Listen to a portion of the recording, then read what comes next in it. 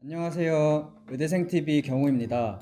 제가 수학 공부를 어떻게 접근을 하면 좋을지 체계적인 공부법에 대해서 말해보려고 합니다. 실제로 저는 이제 고등학교 때 수학이 가장 자신이 있었던 과목이었고, 중학교 때부터 열심히 수학 공부를 해왔었기 때문에 여러 가지 방법들도 시도를 했었고 시행착오도 많이 겪었다고 생각을 하는데요. 수학 공부의 접근 방법을 오늘 얘기를 해보려고 합니다. 일단 수학 공부는 세 가지로 나뉜다고 생각하면 돼요. 개념, 문제풀이, 오답, 이렇게 세 가지가 있는데요. 오늘 제가 말씀드릴 거는 문제풀이와 오답, 이렇게 두 가지입니다. 사실 개념이 절대로 중요하지 않은 게 아니에요. 하지만 개인적으로 개념이 부족한 건 문제풀이를 열심히 함으로써 어느 정도 보완이 된다고 생각하고, 문제를 많이 푸는 게 가장 효율적으로 단기간에 수학 성적을 상승시킬 수 있는 방법이라고 생각하기 때문에 두 가지만 말씀드리도록 하겠습니다. 문제를 보통 많이 풀면 수학 실력이 금방 상승을 하게 되는데요.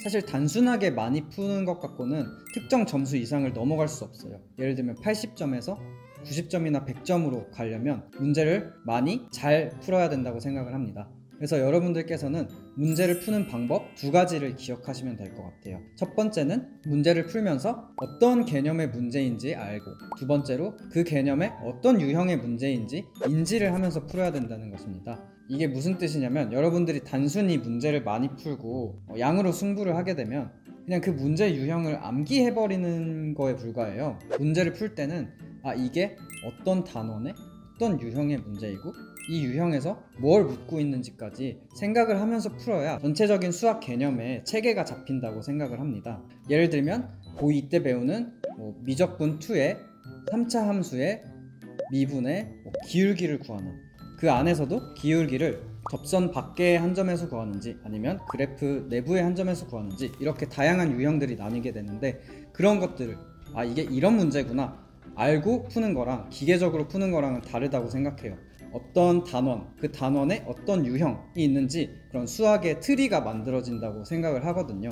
그래서 문제를 풀면서 이거는 어느 단원의 어떤 유형의 문제구나, 이렇게 체계를 잡아가면서 공부를 해야 같은 양의 문제를 풀더라도 더 완성된 실력을 얻을 수 있게 되는 겁니다. 그 다음으로 중요한 건 오답을 하는 겁니다. 여러분들이 문제를 되게 많이 풀고 모의고사나 문제집들이 옆에 엄청 많이 쌓이게 될 텐데요. 그 중에서 내가 틀렸던 문제를 이렇게 하나하나씩 한 장 한 장씩 넘겨보면서 오답을 하기가 정말 귀찮은 행위예요. 그 행위를 하는 사람이 수학 실력이 정말 늘 수 있다고 생각을 합니다. 한 가지 비유를 하자면, 열심히 뭔가 지우개를 통해서 지우고 나면은 지우개 똥이 남잖아요. 저는 수학에도 똥이 남는다고 생각을 하거든요. 그게 무슨 뜻이냐면, 여러분들이 아무리 열심히 문제를 풀어도 그 안에 틀린 것들, 몰랐던 것들, 이런 수학 똥들이 남아요. 지우개를 지우고 나서 지우개 똥을 어떻게 하시나요? 치우잖아요. 근데 수학 똥은 잘 안 치우더라고요, 사람들이. 오답을 하는 행위가 여러분이 틀렸던 문제, 몰랐던 문제들을 다시 한번 이렇게 보면서 수학 똥을 치우면서 더 완벽하게 수학 공부를 하는 행위라고 생각을 합니다. 수능 3개월 전부터 공부를 했던 오답노트 자료들을 가져와 봤는데요. 이게 제가 수능 당일날 쉬는 시간에 보기 위해서 가져갔던 페이지인데요. 세는 문제는 내가 틀렸다고 생각하자. 21번, 29번, 30번 문제, 제일 어려운 문제들이죠. 안 풀릴 때는 기본으로 돌아가자. 저는 쉬는 시간에 문제 안 풀고 이거 두 개만 계속 명심하고 들어갔거든요. 제가 이제 경우의 수를 묻는 문제나 뭔가를 세야 되는 문제를 풀 때 자꾸 그 문제를 많이 틀렸었어요. 그게 왜 그랬냐면, 문제를 풀고 나서 검토를 할 때 내가 이전에 셌던 방식이 맞다고 생각하고 계속 같은 방식으로 검토를 하니까 잘못 센 거를 계속 똑같이 잘못 세면서 문제를 틀리는 거예요.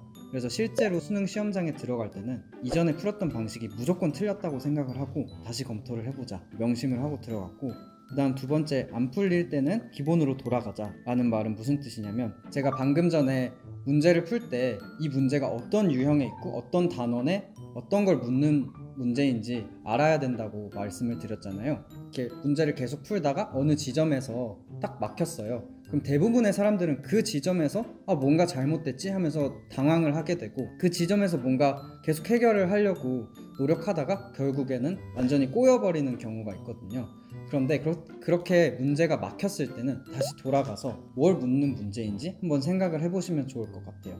예를 들면 미적분 단원에 있는 3차 함수에 기울기를 묻는 문제이네. 그런 기울기를 묻는 문제 중에서도 어떻게 이걸 구하라는 그런 개념을 묻는 문제이네. 이렇게 기본으로 돌아가서 다시 문제를 풀면 풀리는 경우가 되게 많았어요. 물론 그렇게 해서 안 풀릴 수도 있지만 저는 그 방법으로 공부를 했던 게 잘 됐고 결국에 수능 시험장까지 그 방법을 들고 갔던 것입니다. 이제 이거는 수능 3개월 전부터 정리했던 거라서 사실 내용이 많지는 않은데요. 자세히 보시면은 무리 방정식의 무연근을 구하는 유형이구나. 그리고 이 문제는 대칭성, 그리고 변곡점, 점근선에 관한 유형의 문제이구나. 이렇게 문제를 풀면서 이 식에서는 어떤 개념이 쓰였고 어떤 점을 주의해야 되는지 다시 한번 복습을 하면서 문제를 풀었던 오답 노트이고요. 결론을 이야기하면 첫 번째, 이게 어떤 개념을 사용하는 문제인지 알기. 두 번째, 그 개념 안에서도 여러 가지 문제 유형들이 있는데 어떤 유형인지 머릿속에 인지하고 푸는 거. 그리고 오답 노트, 수학 문제를 풀고 수학 똥을 치워야 돼요. 그 과정이 있어야 수학 실력이 늘고 성적도 오를 수 있다는 말씀을 드리고 싶습니다.